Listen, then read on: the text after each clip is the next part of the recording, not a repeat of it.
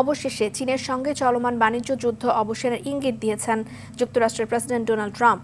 White হাউসে সাংবাদিকদের সাথে কথোপকথনে তিনি চীনের ওপর আরোপ করা 245% শুল্ক কমিয়ে আনার ব্যাপারে ইতিবাচক মনোভাব প্রকাশ করেন। তবে এটি অনেকাংশেই বেইজিংয়ের উপর নির্ভর করছে বলেও জানান ট্রাম্প। বিস্তারিত জানাচ্ছেন অর্ণব প্রসাদ। প্রায় এক মাস ধরে চলা চীন যুক্তরাষ্ট্র পাল্টাপাল্টি বাণিজ্য লড়াই বন্ধে আসার কথা শোনালেন যুক্তরাষ্ট্রের প্রেসিডেন্ট ডোনাল্ড ট্রাম্প। হোয়াইট হাউসে এক নির্বাহী আদেশে স্বাক্ষরের সময় ট্রাম্প সাংবাদিকদের চীনের ওপর শুল্ক কমানোর কথা জানান। আমরা চাই চীনের উপর আরোপিত শুল্কের পরিমাণ সহনীয় পর্যায়ে আনতে, তবে এটি কার্যকরে চীনকে উদ্যোগী হতে হবে। বন্ধু বা শত্রু সব রাষ্ট্রের সঙ্গেই যুক্তরাষ্ট্র ন্যায্য বাণিজ্য চুক্তি বহাল রাখতে চায়। চীনের সঙ্গে আমাদের আলোচনা চলমান। আগামী 2 থেকে 3 সপ্তাহের মধ্যেই চুক্তির বিষয়ে আশাবাদী আমি।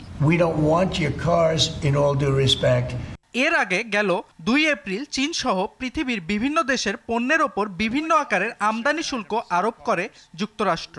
এরপর চীনও এর প্রতিক্রিয়া হিসাবে পাল্টা শুল্ক আরোপ করে। তবে বিভিন্ন দেশের অনুরোধে ট্রাম্প পরবর্তী 90 দিনের জন্য নতুন শুল্ক আরোপ স্থগিত করলেও বঞ্চিত হয় চীন। এরপর থেকেই চলে 2 দেশের মধ্যকার পাল্টাপাল্টি শুল্ক আরোপের খেলা। যুক্তরাষ্ট্র সর্বোচ্চ 245% শুল্ক আরোপ করে চীনা পণ্যের ওপর। অর্ণব প্রসাদ, RTV।